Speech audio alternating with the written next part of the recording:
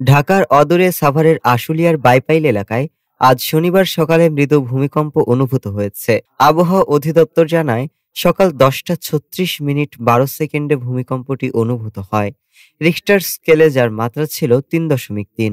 এর উৎপত্তিস্থলও বাইপাইল এলাকা।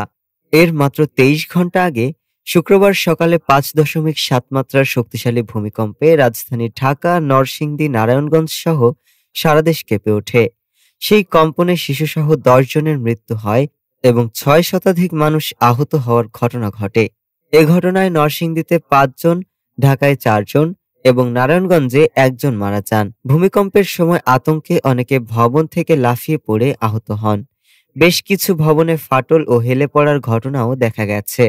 আবহাওয়া অফিস জানায়, গতকালের ভূমিকম্পের উৎপত্তিস্থল ছিল নরসিংদীর মাধবদী। তার ঠিক পরদিনই কাছাকাছি বাইপাইল এলাকায় আবার ভূমিকম্প অনুভূত হওয়ায় স্থানীয়দের মধ্যে উদ্বেগ তৈরি হয়েছে। ভূতাত্ত্বিকরা বলছেন, কম মাত্রার এসব কম্পন মূলত ভূগর্ভস্থ চাপের ধারাবাহিকতা থেকে হতে পারে।